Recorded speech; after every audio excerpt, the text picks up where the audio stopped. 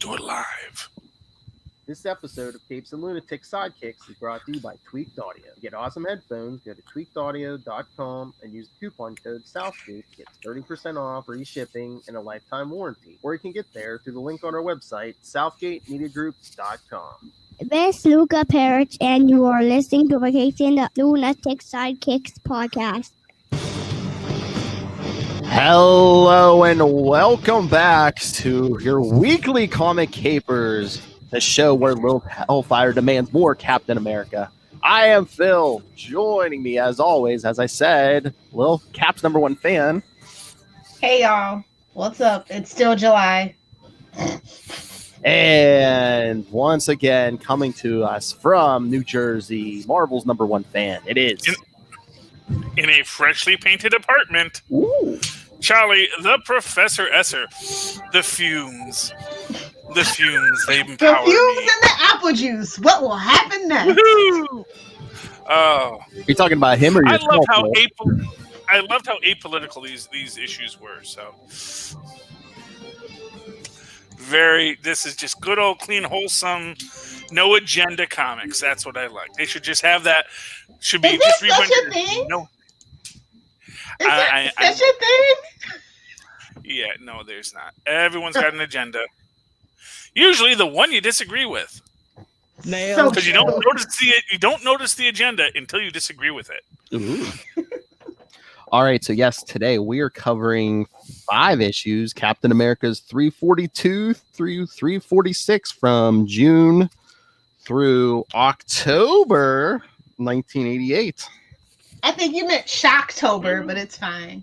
There's no shocker in these, though. I know. Well, not exactly. Oh, yeah, not the one you're thinking of. Yeah, the cool shocker. That's right. I said it. Oh, all right. So I have synopses again. That we'll do. Philip? What? Oh no. Oh, I can hear you. That's all you, sweetheart. Lilith, we can hear you. Okay. All right. Yeah. All right. I have synopses. We'll do this. Everyone knows how this goes. So we'll start with Captain America 342. At D-Man's Santa Monica estate, the wrestler turned hero is getting tossed for a loop by Vagabond while teaching her some fighting moves. A jealous nomad breaks up the session, throwing punches at the hapless D-Man until his girl shoves him into the pool. A strange spacecraft arrives overhead, and the captain, that former Captain America Steve Rogers, leaps through the air and bounces off the diving board to reach the hovering craft. Inside, he is met by emissaries from Wakanda who patch him through to their liege, the Black Panther, via video. T'Challa presents Cap with a new shield made of vibranium and a nice fresh paint job. See, Tony Stark, can be done. And wishes him well in his new identity. Meanwhile, at the headquarters of the Serpent Society, Diamondback is protecting the Poison leader Sidewinder from an attack by the traitorous Fer-de-Lance. Defeating her foe, she is surprised by another of the invaders, Coach Whip, and manages to use Sidewinder's teleportation cloak to transport them both outside the mansion. Her message to Cap, that we saw last issue, gets through, and the hero asks the Wakandans to fly him and his team to the site of the trouble. There they rendezvous with Diamondback, and after the new black costume is explained, she fills him in on the situation. He really doesn't explain it, but Viper and her Serpentine minions have invaded their citadel and are giving the society members the choice of join or die. Inside the mansion, Viper bites the hostile Black Mamba and Bushmaster with her venom-filled fangs, giving them an hour to change their minds before they die. The Lady Mastermind then orders the super-fast Black Racer to search area hospitals for the missing Sidewinder, while her other gang members load canisters in a truck for removal to the dispersal point.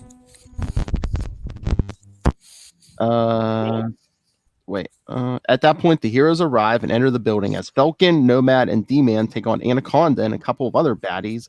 The Captain and Diamondback confront Viper. Diamond rescues Asp, and Cap has to choose between catching the villainous and saving the poisoned serpents. Being a hero, he chooses the latter. The mutant Snake Man Slither is captured by D-Man and Nomad, while elsewhere Black Racer finds the ambulance carrying Sidewinder to a hospital. A lucky Vagabond manages to clobber the super fast baddie and save the day. Back at the Citadel, Cap ponders what Viper's sinister plot may have been. Hey, you know what's fun? Want a fun fact? Sure. This is one of my very first Captain America comics. Ooh, nice. I could see why. You know what I'm saying? Well, I did not even remember the opening with a buffalo shot, but I may not have been there in my sexual awakening yet, although it was fast behind. I will say that. And I'm just saying, you asked for it, D-Man. I'm just like, whoa! Look, even in midair, Even he's checking it out. Well, maybe I don't even think he is. I think he's. Remember, here's what I'm going to say. I kind of get the feeling that later revelation wasn't really as much of a revelation as we thought it was. Because as I'm rereading this, he is like super awkward in the whole thing. He's like, dude, I just want to be your buddy, man. I don't want your lady. What? We were just supposed to think he was awkward, but meanwhile he was gay. Well, yeah. Well, it's like, he's both actually. You can be awkward and gay. True. That's the thing. He was very awkward, which we knew. But it's like everyone and of course everyone's like, oh, I'm gonna have to get me some of that D-man, that big old D-man. It's like, yeah, but the D's not for you, hon. Oh, he's got the D, but not for you. So, but yeah, and man, Jack Monroe is such a.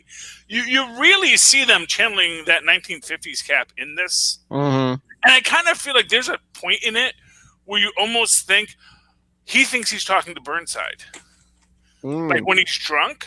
Yeah. In later issues, spoilers.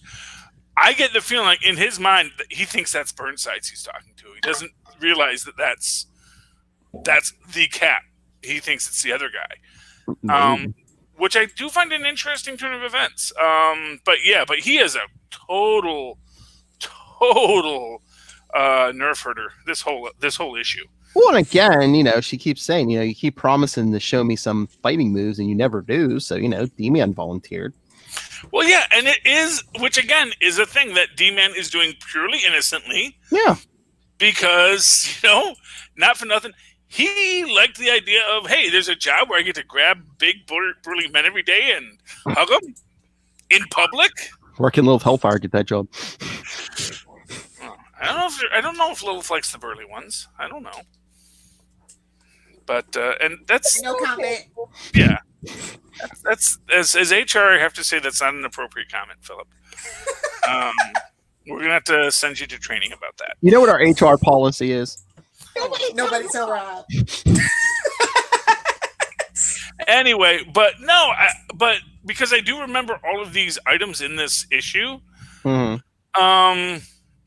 Actually, was it this issue or was it the next issue that was actually my first?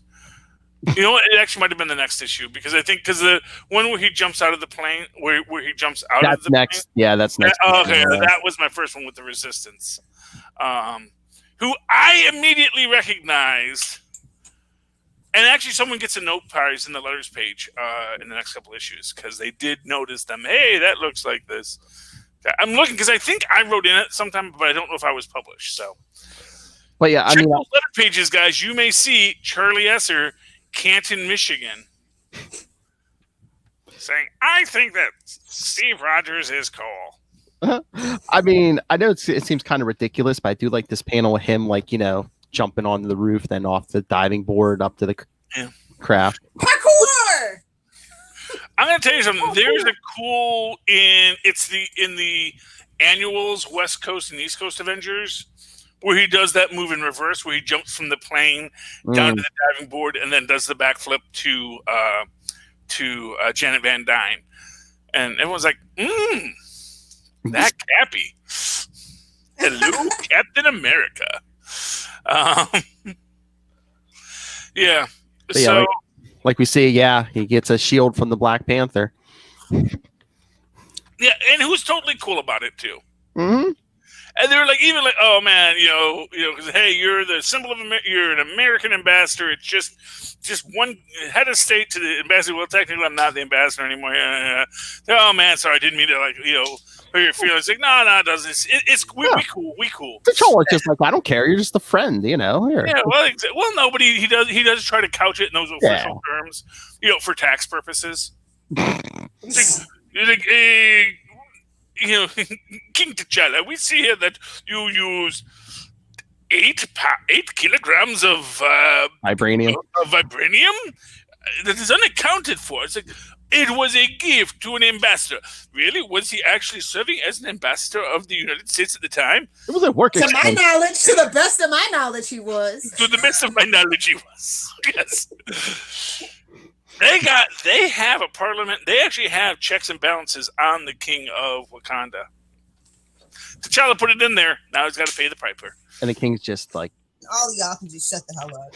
His dad was like, dude, don't do that. Don't do that. You hold that power. He's not an American president. Calm down. Oh, true.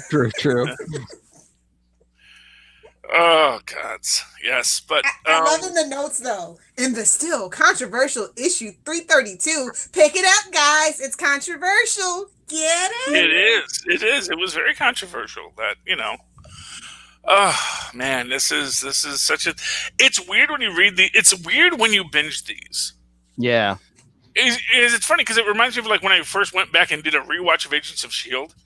and I realized how much faster the story went when you just watched them all together. Oh, yeah. Then you realize, oh, man, because everyone's like, oh, they don't have any superpowered people. Oh, there's not any of this. Oh, what's with this? Why don't they have this? And then you like watch it like as a binge, you go, oh, they like start doing this stuff like the first issue, And like it really surprised me because, spoilers, we do get to a certain person later introduced, and it was like, oh wow, yeah, they got to that real quick, and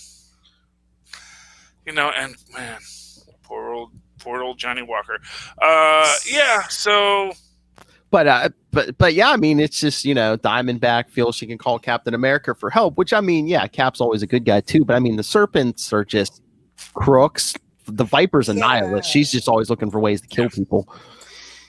Oh, by the way, there is a fun letter about three ones later where someone is basically making the point that, or actually it's about anarchy because she says this whole thing about anarchy and anarchism.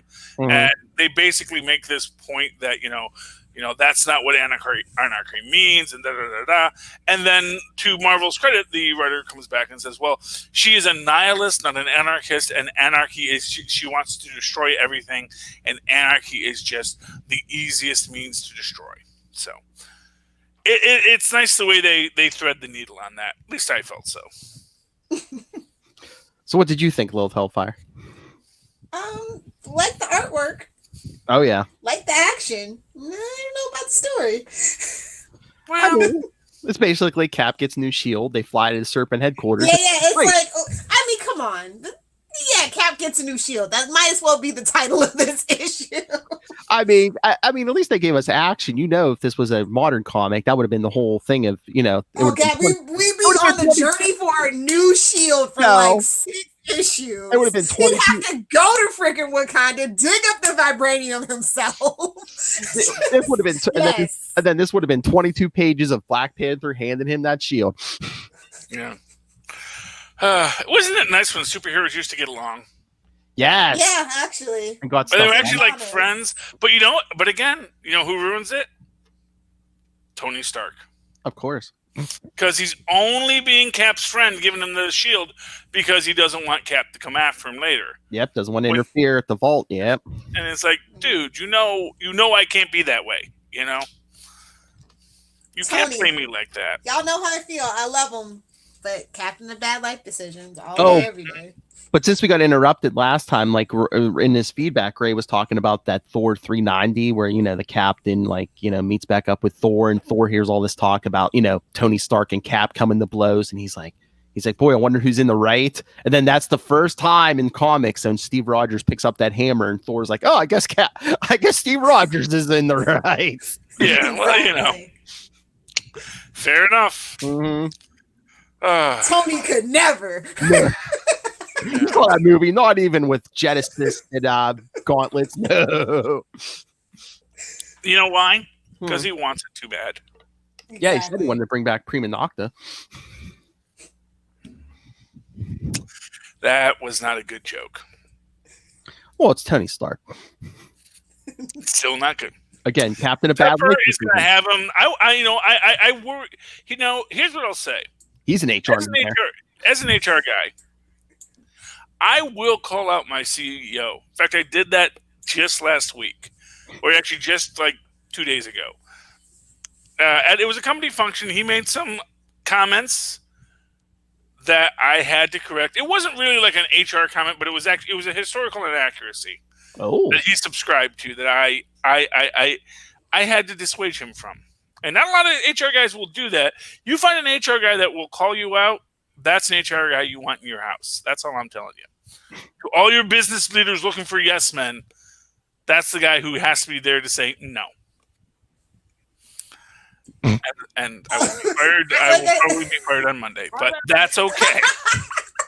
I stuck by my principles like D-Man would. How about no?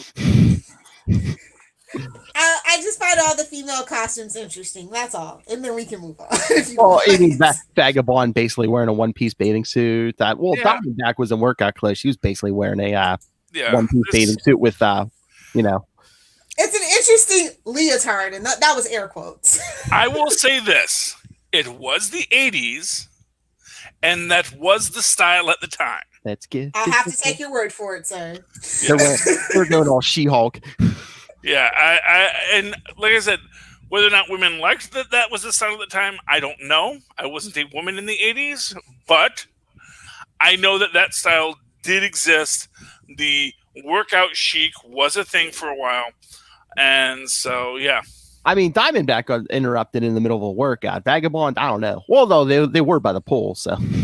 Yeah, well, that's Vagabond's costume. Yeah, I know. Any excuse is better than none for over-sexualization of a female character in a comic book, and we're moving on. Yeah, it was 88. We can't all be Flex Mentallo. That's objectification everyone can enjoy. Oh my. All right. Moving on to Cap 343. Perhaps Charlie Esser's first Captain America. That was the next one. Oh, okay. All right. Oh, yes, that is my first one. This is the Resistance. Yes. So 343. The new Captain America, John Walker, and Battlestar have been ordered to Cleveland, Ohio to apprehend a mutant rebel against the Registration Act. The frightened young man fires quills from his body at the two heroes and seeks to hide in an alley. Fearing death, he fires another salvo at his pursuers, wounding Battlestar. Cap loses his temper and rips down the fire escape. The fugitive was climbing and covers him with a heavy metal door. The boy, still a teenager, protests that he isn't a mutant but gained his power in an accident. Cap says he is only following orders and handcuffs the kid, while Battlestar wonders if they're becoming flunkies of a government looking for new minorities to oppress. Of course you are. The best. That's the American way. Have we forgotten? Oh my. All right. Remember, he just got his GED, so. And yeah, well, he's coming to the real. He's coming around. It's fine. And back at Serpent Society headquarters, the captain and Diamondback are pursuing the fleeing Viper. She makes it to a serpent saucer and takes off. Cap gives a mighty leap and catches the vehicle's landing gear. Sensors warn Viper that something is obstructing the wheel. On the vid screen, she sees a hero whom she recognizes as Captain America in disguise, while no one else was been able to, and speeds up to dislodge him. Cap manages to stay on, but the pursuing Falcon is left so far behind that he doesn't see his partner hanging off the ship.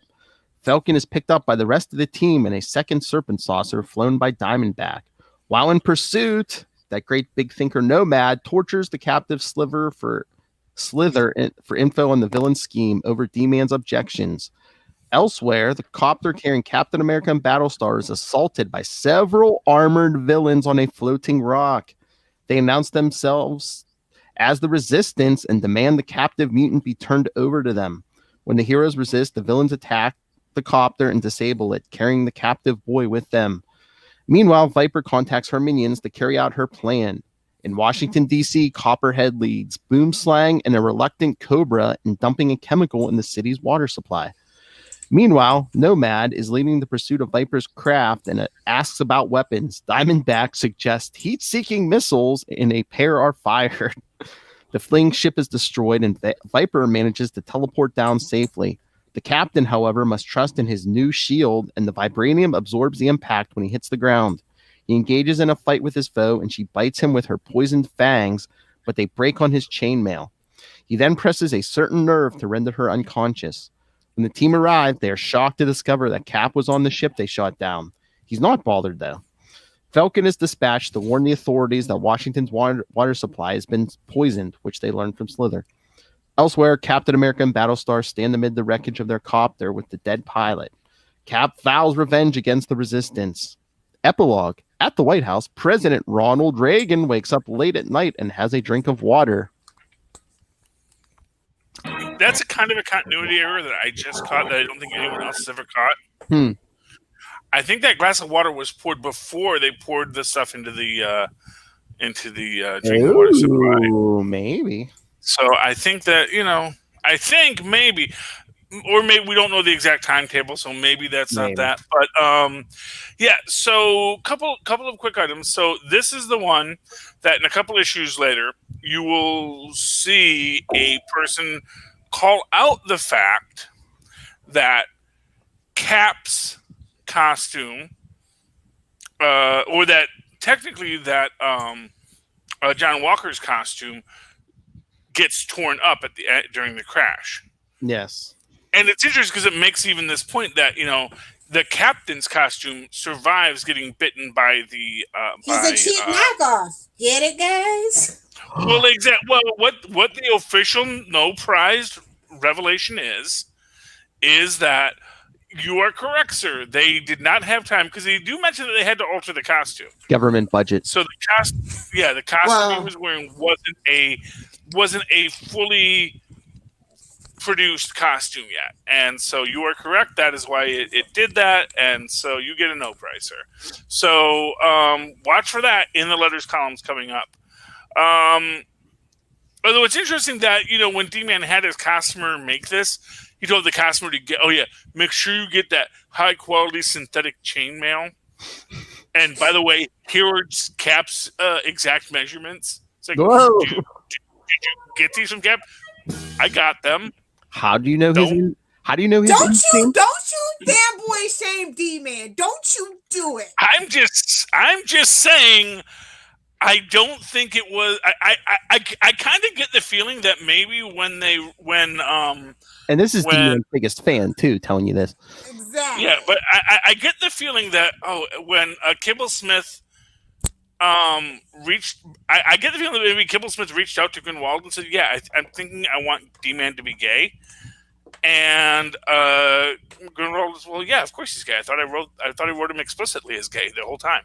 Yeah. You can't reach out to Mr. Grunwald. He passed away in, what was it, 97? Well, but when he did? Oh, that's too bad. Oh, I'm sorry. I'd like to think comic book creators are immortal, like Stan Lee. Hey! As host of Quantum Zone, the Quasar podcast, I would love to be bothering Grunwald for an interview, but yes, it is not to be. Oh, yeah. Stop dying, great creative people. Exactly. We all want to go somewhere else, but we got to stay here. Especially I know. The smart people are dying. The smart people are dying, and other people who deserve it aren't. Yeah, that's how it goes. Moving on. Come on, cheeseburgers. Come on, cheeseburgers. Nice while. As opposed to meanwhile. No, I do actually, when I'm reading this, I'm like, oh yeah, it really does. It's way more obvious than when they did that with Alan Scott. That's all I'm saying. It's like, Well, that's because Alan Scott was nobody's favorite anything, so. And again, I wonder if that was Grunwald. I love Alan Scott. You're not a real DC fan. Get out of here, Charlie. Oh! I'm not a DC fan, so that must be why I like Alan Scott. Well, exactly. Oh, I thought you meant just that what they did, making him gay. I thought that's what you're talking about. What, you said you don't like Alan Scott at all, Lilith? No, I said that he was nobody's favorite, so it wasn't going to be like an uproar other than, oh, they're making another character gay. Okay. Oh, the humanity. I just wonder if, like, maybe that was Grunwald's plan all along to make D-Man gay, but it's 1988. We're not going to come out and say it. Yeah, because he is a pretty political guy here. Yeah. Although I gotta give him credit that in a couple issues when we do meet the president, even then Cap is like being respectful, respecting the office. Oh yeah, I think at least at this point, Steve's like, even if he didn't vote for a certain president, he's like, I'm going to respect the office until the actual man doesn't respect the office, as we saw with Nixon.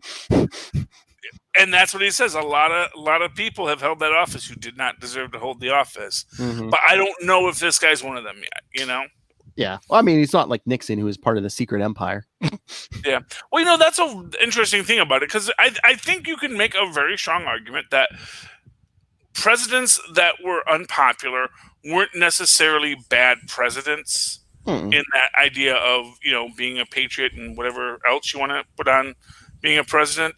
But I think that,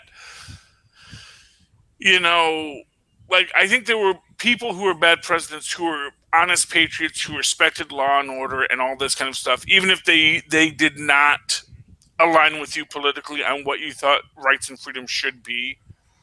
I think that they had respect for the institutions and the power of the people. And, then also sometimes less so. A good old day. A little bit. And that's with that. But, I love the fighting of the resistance. I love that, I recognize them as Mutant Force, and I realize that's the key. That's why you're supposed to recognize them as Mutant Force in the last issue. Because Slither was also a member of Mutant Force. Oh, yeah. These guys were also a second version of the Brotherhood of Evil Mutants. Which is another thing that's meant to be a clue in the next issue or the next two issues when they are having the mock trial of Quicksilver. Oh, yeah. Just because he was a member of the Brotherhood of Evil Mutants doesn't mean he's an evil mutant. But, So, yeah. So there's Kangaroo Court. Well, it was a pretend court. They made Blob the judge, so. Yeah. But, yeah. That tells you literally everything you want to know about this court, Yeah, but the resistance thing is so Grunwald. Like, he always, he knows so much about Marvel history and stuff. He loved, bringing back old characters like that and stuff. The thing that bothers me is just, spoilers. Black Panther gives Cap this shield and stuff, and D-Man gave him this new costume. But meanwhile, when he comes back to being Captain America and the government's like, oh, yeah, hey, cool. Are you using that new costume and shield for anything? He's like, no, you can have it. And they give it to Walker. I don't think it's necessarily rude. I think it's an acknowledgement that, what, we've sorted it. Cap is always willing to bury the hatchet. He's not going to say, "Oh no, I refuse to let you do it." He's going to say, because and again, which we also see with John Walker in this, or later possibly, where he says, I kind of get where, it's like, I'm not afraid of facing Cap. I think I could have beat him in that parking lot that one time. But the fact of the matter is, I kind of now respect him more. Mm-hmm. And I kind of get the feeling I know more where he's coming from with all this. So on that level, he's like, you know what? Yeah, maybe. And I think that's a positive thing. Everybody's dealing with a lot of stuff in this. But the resistance was cool. And they do give the reveal in 2 issues later, because of course the next issue is the big lynching episode. Oh, then 345. Yeah.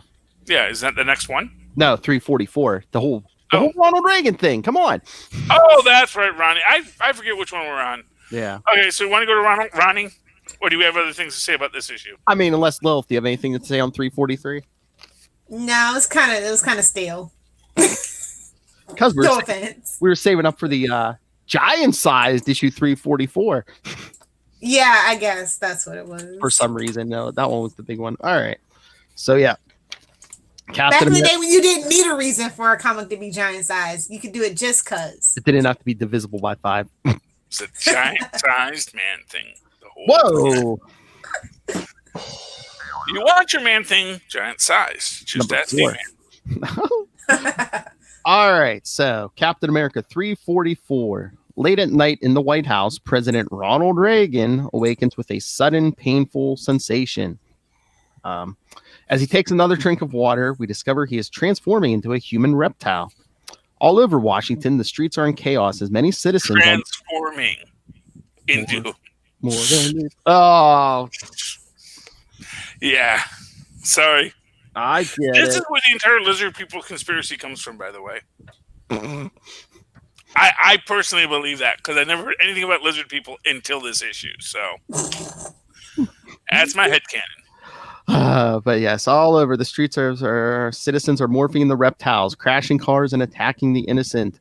Viper's 3 minions, Copperhead, Cobra, and Boomslang fight their way through the deadly mob, with Cobra finally learning what was in the canisters they emptied into the city's water supply last issue. They make it back to their craft to find the Captain and Diamondback waiting for them. As the two sides meet, Cobra tries to tell Diamond that he is really working undercover for Sidewinder to infiltrate Viper's gang. He escapes through a torpedo tube because he is a contortionist and heads for the other serpent saucer parked nearby. There he encounters Nomad and D-Man with the captive Viper and Slither. Cobra fires a mini acid bomb at the villainous, but it is deflected by Nomad, but Viper is able to use it to burn through her cuffs. Nomad berates D-Man for allowing Cobra to get by him and heads off in pursuit. Viper frees herself and bites D-Man on the neck. Whoa, barking up the wrong tree, lady. At the offices of the Commission of Superhuman Activities, the director learns that the water supply has been poisoned. He tries to alert the White House, but can't get through. Choosing to keep the Avengers out of this, he summons the new Captain America and Battlestar, who are stranded in Pennsylvania. Tell me, brother. After their confrontation with the Resistance. The heroes are frustrated that they're being pulled off their assignment at the whim of the Commission. With the captured Boomslang and Copperhead, the Captain and Diamondback discover the wounded D-Man. Diamond administers the antitoxin, and Cap tells her to stay behind while he goes after Viper. She broods about how she loves Cap, but fears he will never trust her because of her criminal past. Meanwhile, the anarchist, this says anarchist Viper, but she's a nihilist, come on, is on a shooting... They address it. They do it, yeah. We address it in the letters pages later, as I said.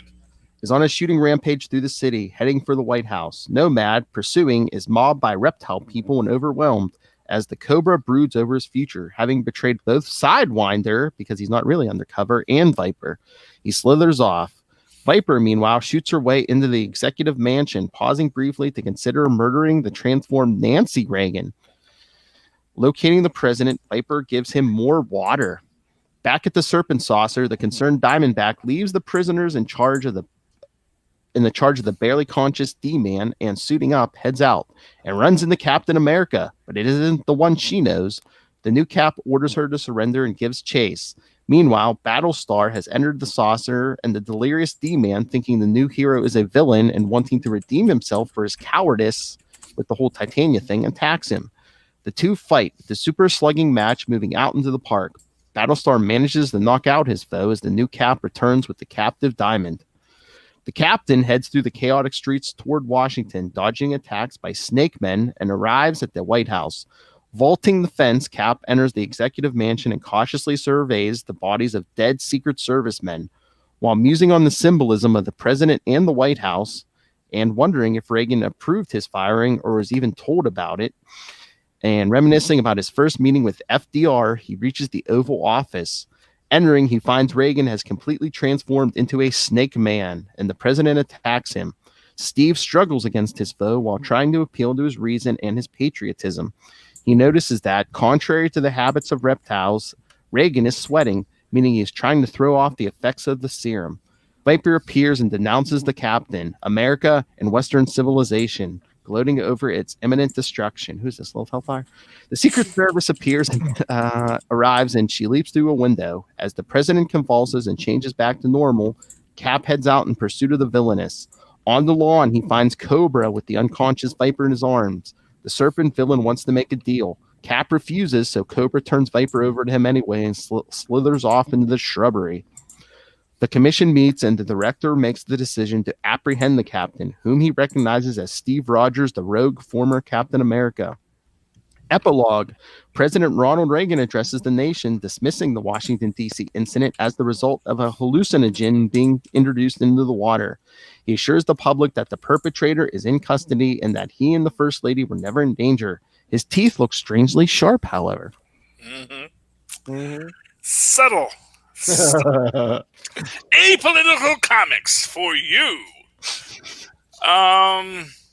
I mean, this was a fun issue. This was a great issue. This was. I remember reading this issue as a young man. As a wee lad. This was what, 1988? 8. Okay. Oh wow. Oh, see, this was the year I graduated junior high. So I was already kind of a deep Marvel fan at this point. I'd been reading Marvel Age, all that kind of stuff. So this was fun for me. This is because that year on summer vacation, my dad took me to New York, and I went to the Marvel offices. And that is forever my greatest remembrance of that was the thing. Was me wait, to New York. You did visit the Marvel offices? Yes. That's awesome. I visited the Marvel offices because I said I'd like to be a writer, and they gave me, because that was when they gave me the poorly Xerox page that says here's how you submit to Marvel Comics. Go home, write yourself and I did on a typewriter, no less. Wow. Is this the origin story? Did you meet Shooter? No. It was actually, man, who was that? I don't know. It was one of the editors, though. It wasn't Jim Shooter. No. I'd remember him. I actually think it might have been. I actually have not given it any thought until this moment. I think I might have been Breveroot. Oh. Yeah, he had a beard. I know that. So there's a lot of Marvel guys who had beards, but yeah, it was one of the editors came down, and honestly, I gotta think they thought it was really cool. There's a little kid here, and he wants to write comic books. Go out there, just someone go over there and say hi to him, give him a thrill. And he's like, yes, I want to write comic books, and I was very excited about it, so it was lovely. All right, Lilith, you wanted me to share that picture?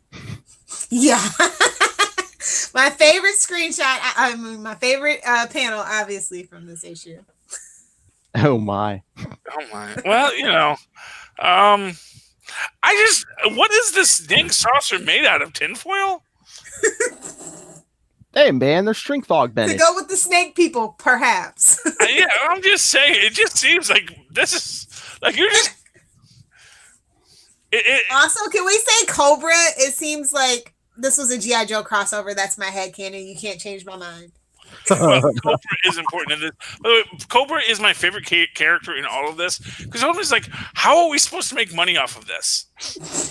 Oh, so he's like a Ferengi. He's a secret Ferengi. It's fine. Yeah, like, how does this make money? I don't understand how we make money on this. This doesn't make a lot of sense to me. Well, that's what I said. The most of the serpents were just they were crooks. They weren't looking to hurt anybody. They just wanted to steal stuff and make money. Exactly. It's like, that was the whole gig. Yeah. Yeah, it's like, we're a thing. And I love that they keep referring to it as like a criminal trade union. Oh, yeah. I think that's how Sidewinder approached them all. He's like, hey, for less risk, because we'll be a team and, we make money, we'll start having benefits and stuff, And Sidewinder always breaks out of prison. Mm-hmm.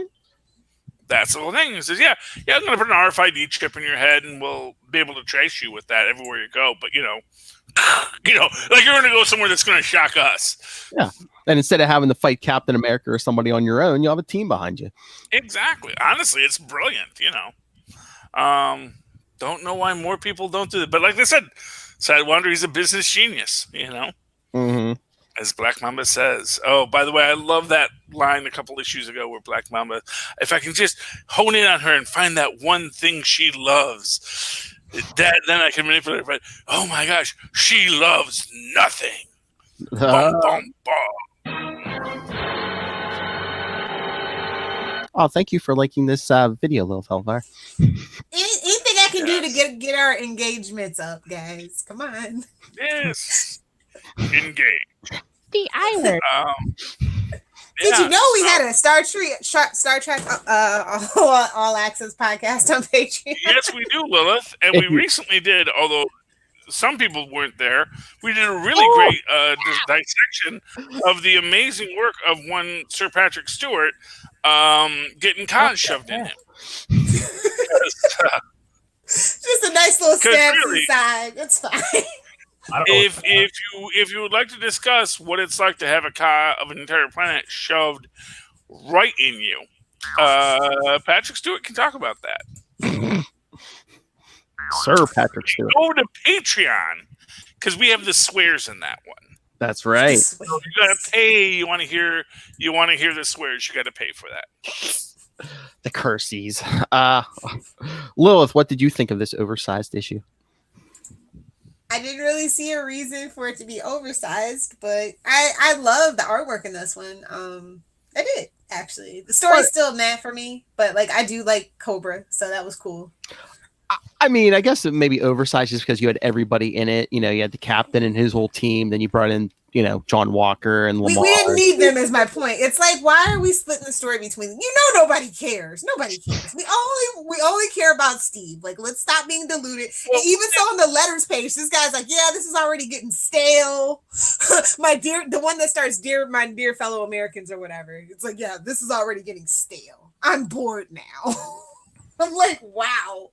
Fanboys, comic book fanboys have been butt wipes the whole time. I mean, I don't think people were used to storylines this long back in '88. I mean, 332 to 350 is like 18 issues. I mean, that's a year and a half. I know.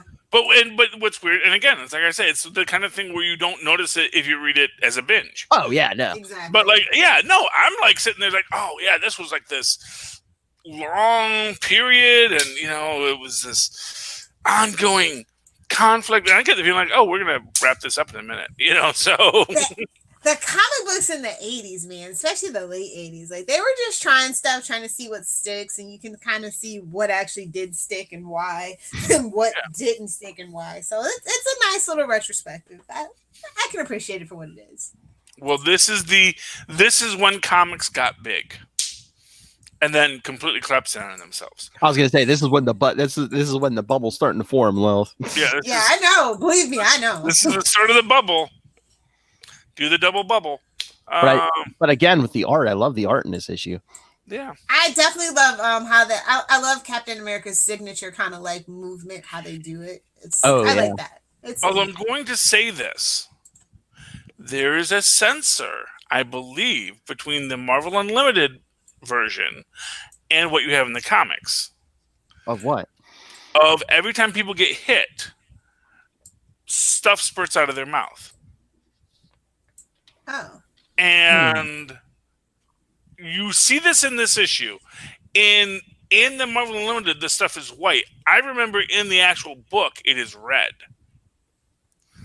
And that was a whole thing and someone writes in and says, this isn't a Conan book. You don't have to have blood every time someone gets punched. Although, honestly, every time you punch yeah, mine is from a trade from 2013 and it's white. So, yeah, I think you're right. Yeah. Yeah, I know the Marvel Unlimited is... Phil's got the originals there, so... when He-Man's getting hit, it kind of looks white, or, some of it's so small, you just see, like, black, like, whatever, but... Yeah, I don't see any red blood, so I don't know if they actually did censor that. I don't know. Maybe it's another one. Maybe I know that's another letter page issue years at some point in this run where someone feels that every time that someone gets hit, there's some kind of effluviant coming out of their mouth. Well, wasn't that like occasionally a tooth too? Yeah, because I was gonna say back around this time, didn't they like if someone was bleeding instead of making it red, didn't they make it like black or something? Yeah. Yeah, but still it's blood, Yeah. So, a lot of effluviance, that's all I'm saying. Ew.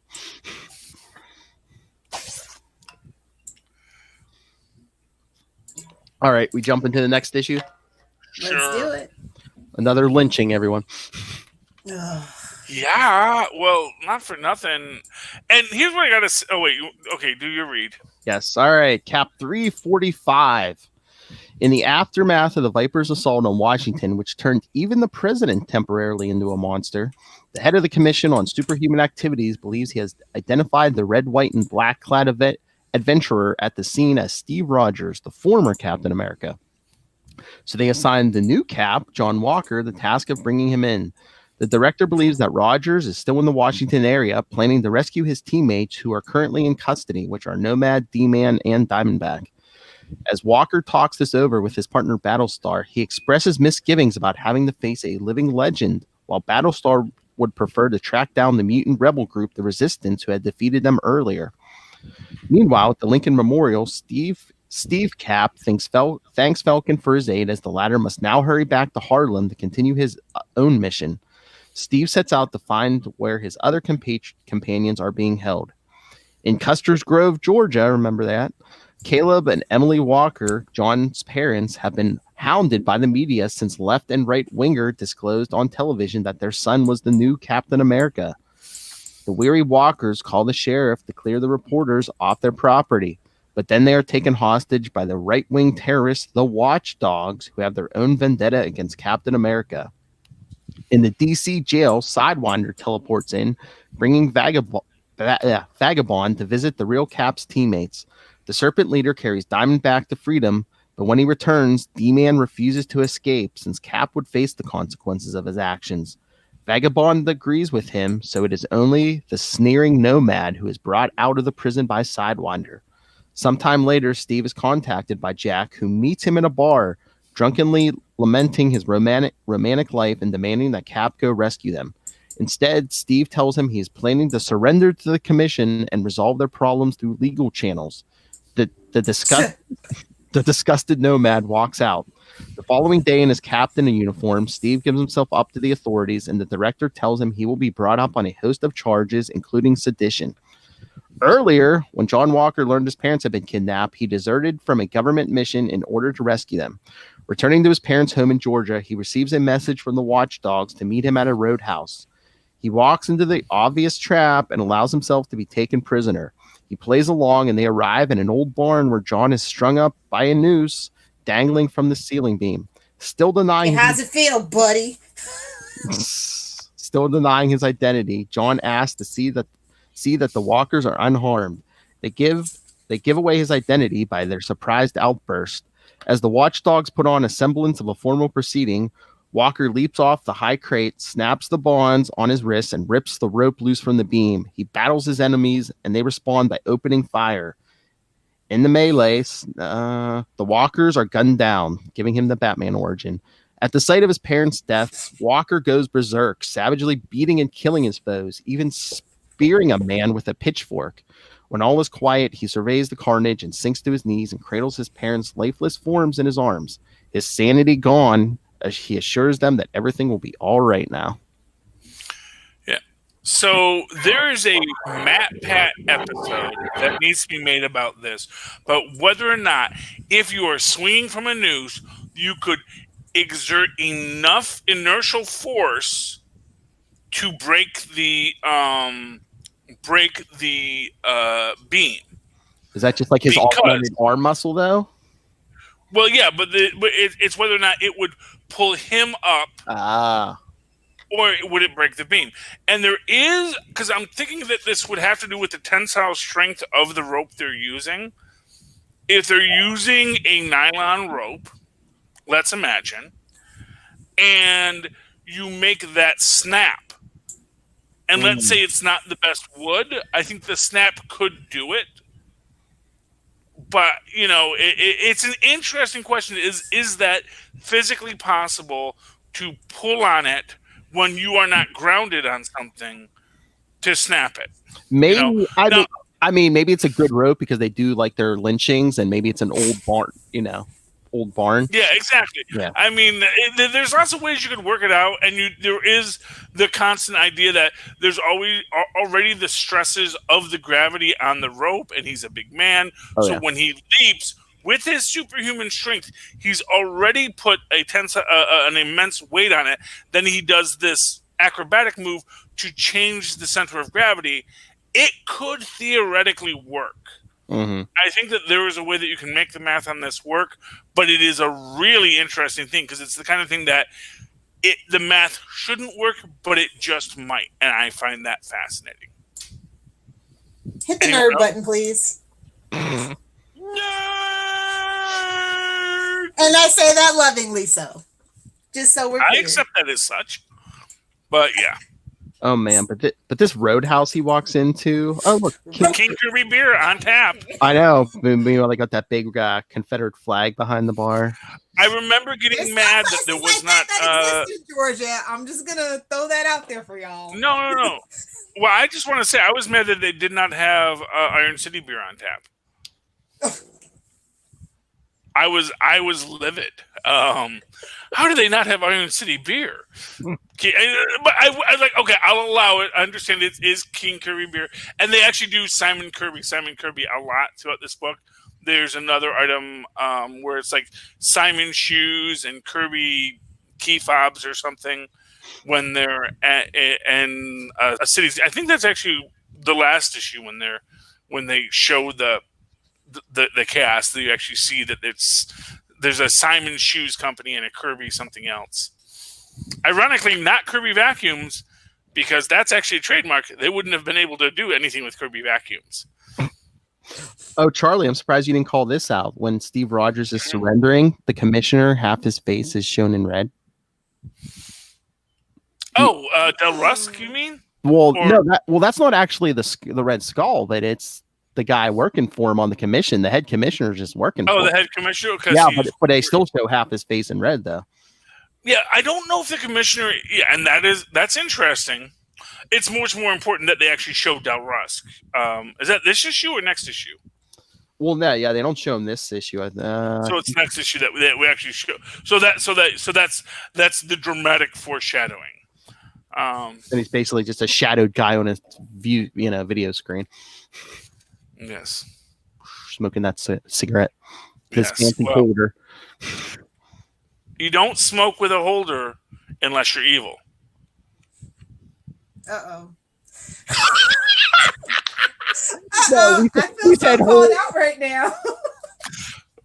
we said holder, not vape, Lilith. Yeah. I don't vape. That's disgusting. No one vapes. Did you know vaping is the lead cause of cervical cancer in men? See, that's both sexist and uncomfortable on a lot of That's levels. what she said. Okay, Philip, we're going to have to really have this HR meeting with you. I think it's time that we really discuss some things about what is an appropriate comment and what is an inappropriate comment. How about this inappropriate comment? We have a footnote fetishist. What? The footnote fetishist box. I was just like, well, now, thank you, Ralph. He's honest. This is like, okay, I don't know why we're using that word, but okay. Is that like the anti-Liefeld? Ooh. We'll never have Liefeld on Wade's World. Never. Oh, come on. Have a sense of humor. Anyway, yeah, that was my favorite part about this book, if that tells you anything. The foot fetish thing. Yeah. Footnote fetishist. I was like, you know what? I like it. I might adapt that moniker. I might do it. So what did everyone think about John Walker getting the Batman origin and then just going nuts? It seemed like, a lot and true to the character, and honestly, trying to wrap this baby up pretty fast. All it takes is one bad day. I feel like the idea. I kind of feel. I'm going to be honest. I kind of feel like he got more violent because of drugs he was being given. I don't think you need it. No. I just don't feel that origin. Sort of like when they decided that they were giving drugs to the Punisher to make him, not be who the actual Punisher was designed to be. Mm-hmm. Oh yeah. It was kind of like, but was it really that though? It's sort of like when later they call out things. It's like, really though, is like, really Bruce Banner can't kill because he was building a bomb.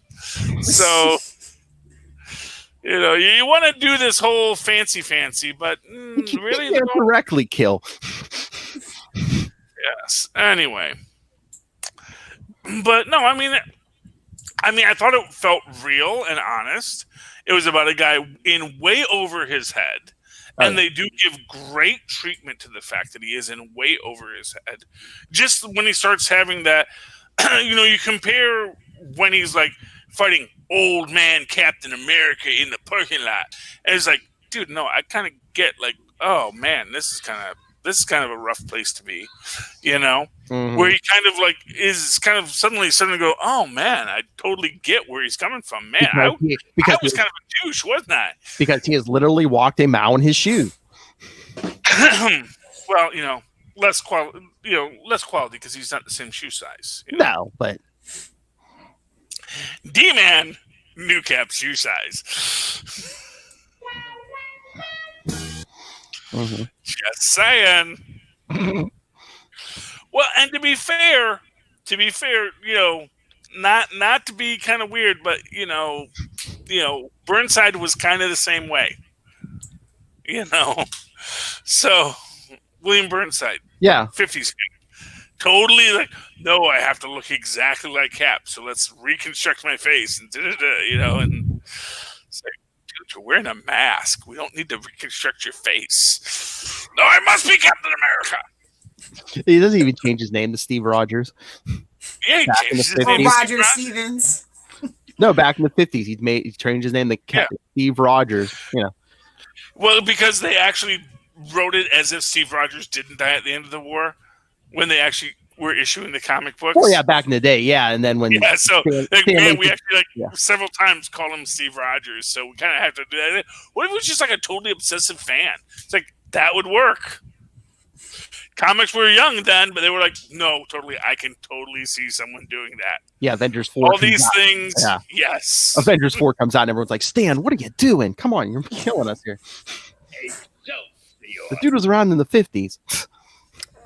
But you know what? They fixed it. Fixed it in post. Don't question. Don't question Stan Lee.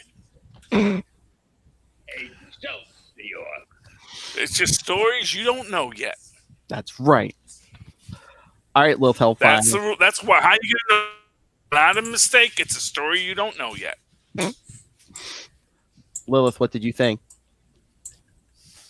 Finally, some righteous anger, unrighteous anger, whatever you want to call it. Finally, some anger. It makes him a little interesting. So, we get a little, why'd you say that name here? But it's fine. I don't mind. Emily, why'd you say that name? But yeah, man, massacre some racists. Yeah. Even it out. They asked for it. Cap wasn't looking for them anymore. Man, they showed up and kidnapped his parents, and they get gunned down. So they asked for it. Specifically, Cap's told not to look for him. Oh yeah. Cap is like not chasing after them, even though he may have wanted to. Well, now he wants to chase after the Resistance. But I'm saying if they hadn't kidnapped his parents, he wasn't coming. He wasn't looking for them. There was no even talk of him going to look for watchdogs. He had forgotten about him pretty much. Yeah, he was following his orders like a good person until, which again, as we'll see later, was maybe all part of the plan. Because as we will see later, there is a plan. Mm-hmm. Oh. Supposedly.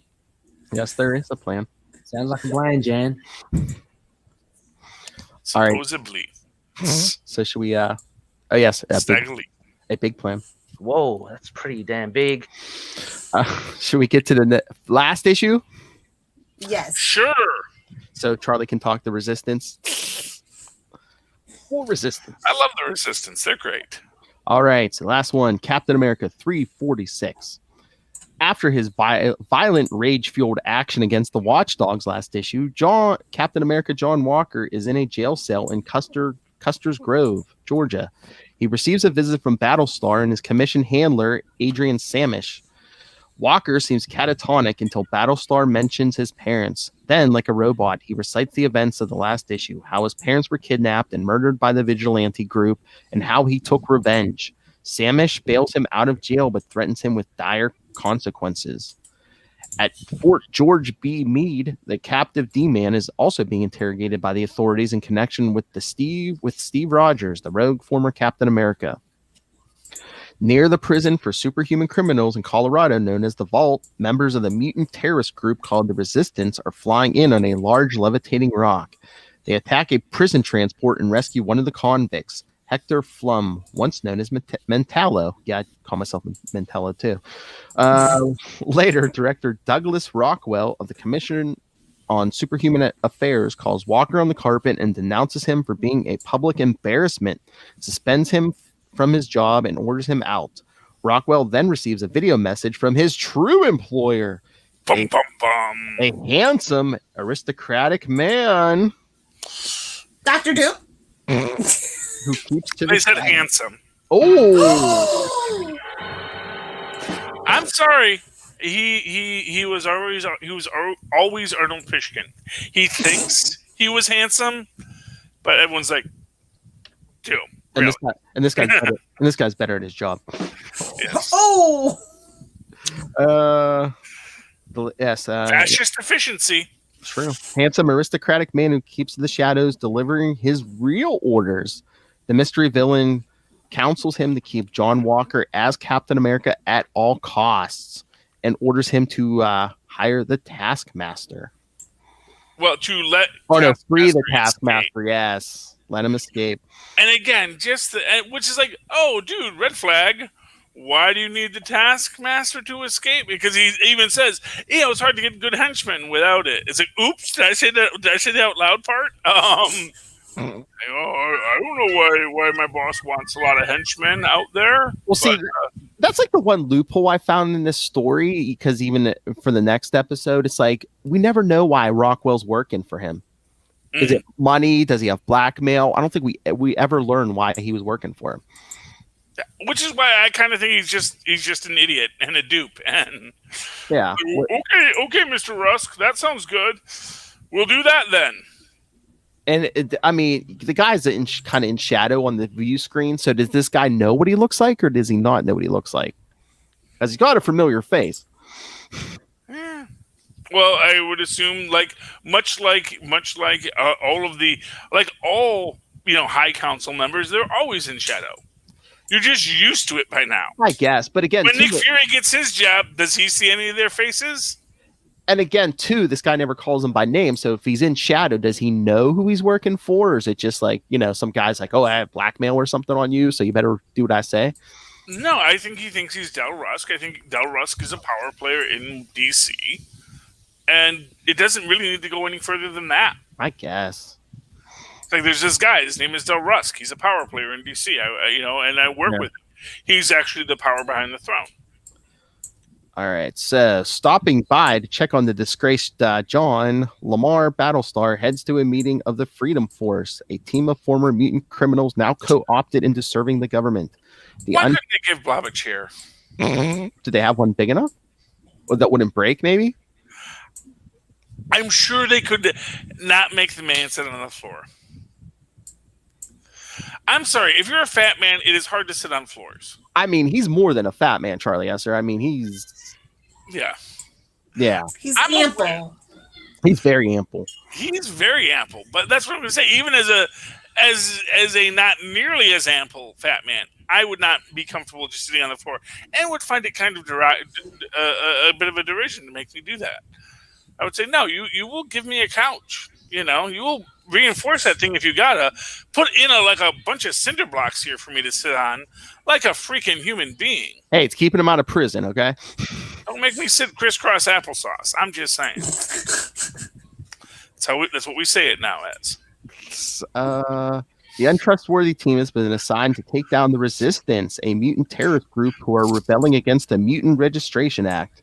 Adrian Samish outlines a plan. The group will stage a mock trial for a notorious mutant, prompting the Resistance to stage a rescue, and the team will spring a trap. Samish announces that Captain America will not be working with them and selects Quicksilver, as impersonated by the shape-shifting Mystique, as the defendant. Afterward, Rockwell, in accordance with the order received from his mysterious overlord, reinstates John to his role as Captain America and assigns him backup assigns him to back up the Freedom Force. At the remote camp of the Resistance, new member Marvin Flum is brought up to speed on the aims of the rebel faction. Redubbing himself Think Tank, Flum assumes command of the group. The next day in Carson City, Nevada, the force begins their mock trial, and sure enough, the place is invaded by the Resistance. They bring down a huge rock on the courthouse, and only Destiny's precognition warns them in time. Captain America swings into action, taking on the meteorite platform full of enemies single-handedly and holding up his end very nicely. Cap's superior strategy and ruthless tactics lead to a quick victory, ending with his savage beating of Think Tank. Yes, that name. Valerie Cooper appears and criticizes Cap's handling of the issue. The purpose was to allow some of them to get away so they could be traced to their hideout. Instead, Cap clobbered them all. As they leave, Lamar wants to know why Cap reacted as he did. The answer, he says, my parents' funeral was today. I missed it so I could do this. Yeah. He's cuckoo. Yeah. Among other things, first off, I just to criticize your synopsis, it's not his superior strategy. It's his brutal brutality. Yeah, well, it's the fact that he's acting without thinking. Yes, he's not which thinking. Means the mind reader can't, like, I know what you'll do before you do it. Which is like, yeah, well, that's like, you know. Yeah, is that a strategy? Fighting without thinking. Apparently, you know. I mean, but I don't think it was a formed strategy. I think that's what happened. You know, what happened was, yeah. So that's cool. Yeah, I mean, it's neat. This is where we get the big reveal that they were once mutant force and yada yada yada. And I find it weird that Freedom Force, the other previous Brotherhood of Evil Mutants, because there's been 6 of them so far. Yeah, is cool with everything that they're doing, which also makes me wonder if Mystique totally knew. Yeah, no, Del Rusk is the Red Skull, and we're in on it. So you know. Well, at least half of them, I think Blob and Pyro, they're just in it, to keep out of jail, and I don't know if they're getting paid for it too or not. But yeah, Blob actually wears nice clothes from time to time. Yeah, that's what I'm saying. He actually has pants that are cut to his size. I don't think Blob cares about Miami Blood Vice white suit, as was the trend in the time. But yeah, I don't think Blob cares about their mutants as long as he's getting his, he don't care. Yeah, well, of course not. Yeah, but I just it is what it is. Lilith, just a mess. I like it though. But yeah, I mean, I guess we were gearing up John Walker to be the grim, gritty, violent Cap because the 90s are coming. Nobody wanted. Oh, I mean, saying. We had an U.S. agent for a couple of years. I mean, I think that's why after Steve gets the suit back, they put John Walker in that black suit. To be fair, I think the idea was that, John Walker is what comic books are becoming, and this is their way of saying you really don't want what you think you want. Exactly. Yeah. I really do. I can get behind everybody wanted the grim, gritty Captain America, or they wanted the ultra patriot Captain America, and Grunwald was like, you think you want that, but it's not what you want. Yeah, well, exactly. Yeah. Captain America through the 90s lens. Yeah. Yeah. So I think, and again, to speak to the greatness of Mr. Grunwald, Mm-hmm. All right. I did not know he was dead. That's really disappointing to me. Who? Mark Grunwald. Oh, yeah. I did not know that up until today. I know. That depresses me every time I think about it. Yeah. Why do you make me think that stuff, Phil? You're the one who's saying, "Oh, maybe." Yeah, I know. That was my happy thought, and then you had to destroy. Somebody get Grunwald on the Ouija board. Lilith. All right. Anything else on these before I read Ray's feedback? No, let's see what Ray had to say. Sir. All right. Like I said, it's written, so I have to read it. So just imagining Australian accent. Although I gotta say this, it's so sad. We had 2 Australian characters in Boomslang and Pyro. Yeah, we don't get. We'll go Might, M-Y-T-E. It's just beautiful, and yet now we don't get Ray's dulcet tones. It's sad. I know. All right, so Ray writes in, Hey, Comic Capers. I'm sending written feedback this time as I've been keen to keep dropping in feedback, but this week has proven busy. I've also not managed to read all the issues, and I've fallen short by just one. However, I'd still like to give my thoughts on 342 through 345. Overall, I have continued to enjoy this run and to see where it takes us. The Serpent Society arc of 342 through 344 was fun, and the highlights being Diamondback's inner feelings for Cap, Nomad's spiral into abandoning Cap, and the Lizard transformation of the U.S. president. The civil war between the Serpent villains was intriguing, and Cobra's allegiance seems quite complex. Whatever happened to him down the line, and has he popped up recently? Also, is Boomslang Aussie? I hope so. Yes, he is Aussie. And I know a little bit after this, like Sidewinder goes in this like semi-retirement, and Cobra takes over as like their leader and calls himself King Cobra. Yes. Oh, it was a great day for the Serpent Society. Yeah. All right. 345. I hope I'm getting these issues correct. I think you are. Was amazing, if only for the ending, which completely shocked me, i.e. the slaying of John Walker's parents. How utterly gut-wrenching and ultimately disturbing to see Walker talk to his two dead parents. Poor guy. And I have no sympathy for the Watchdogs at all. I think we all agree on that. I'll hopefully read 346 soon, but alas, won't be able to by the time you record. Here's hoping Diamondback makes progress with Cap. Cap sorts things out with the commission, and Nomad gets struck on the head with his and Nomad gets struck on the head with his own stun disc. Dweeboy. All the best, and we'll be tuning in to hear your thoughts. Oh, listen to the sign off, Lil. Pay attention. Your fickle pickle, Ray. He should have said fickle Captain Tank Top. Come on, Ray. Well, he willingly sacrificed the title. It's never good enough for Lilith, Ray. Well, welcome to the club. Now you know. And knowing is half the battle. Be gentle with me. G.I. Joe. Oh, good Lord. All right. Anything else, people? No. It was interesting looking what was going on with, Marvel's Captain America, Marvel's Superman. Very interesting choice they went with. Nice. All right. So if we have no other thoughts, yes, next issue we'll wrapping up this part. We're doing Captain America 347 through 350, another big one, 350. And pay attention, people, Avengers Annual 17, the final part of Evolutionary War. Charlie Esther is like, yes. I love it. Evolutionary War was one of the best crossovers. All right. So send your thoughts on all of that. Email us, capesandlunatics@gmail.com, just like Graded. Or call the voicemail, 614-382-2737. That's 614-38-CAPES. And remember to follow Comic Capers on Facebook, on Twitter. Follow all of our stuff. Subscribe to the Patreon, the YouTube channel. Find links all in one convenient place. That's Linktree, linktr.ee/capesandlunatics. And remember to support our sponsors, Tweaked Audio. Get yourself some headphones. Hunt a Killer. Michelle Gray needs your help. That's right.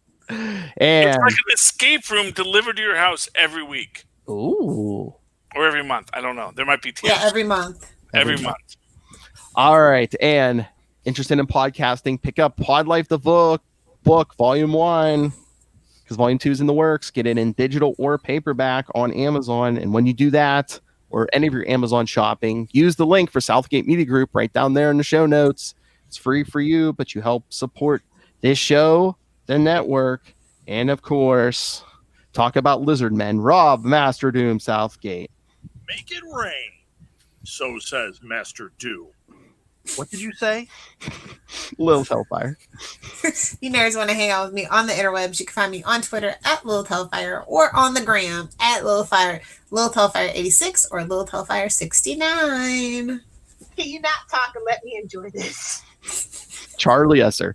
Well, if you'd like to write to me in the old-fashioned email way there are miles and pods once to do so at superconnectivityblog@gmail.com. That's superconnectivityblog, all one word, at gmail.com. Of course, follow me on Twitter as I live tweet Agents of S.H.I.E.L.D. every Wednesday night at 10 p.m. after the kids have gone to bed. At Shirley, I said that's CHARLIE. ESSER. Look for the 2 E's in the middle. For what? For quality. Bing. Thank you, Maz. New Patreon segment, Charlie After Dark. Oh, yeah. Hey, if you guys ever want to do stuff, like if Charlie wants to talk uncensored politics, or if Lil Hellfire just wants like a drunken virtual happy hour, I mean, give it to me. I'll put it on the Patreon. Okay. Give more bang for Or now. Super Bucks. Oh yes, I want that. I mean, Thank you, everyone. So do your patriotic duty and come back next time. Send your feedback. Come back next time. Next week. As we kind of wrap this mess up.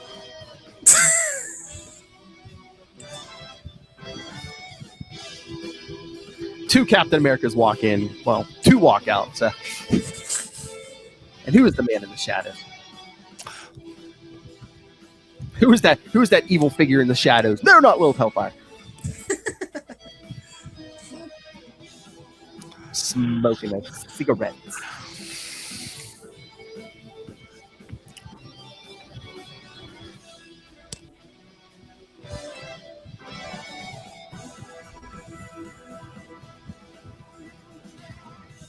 Catch ya.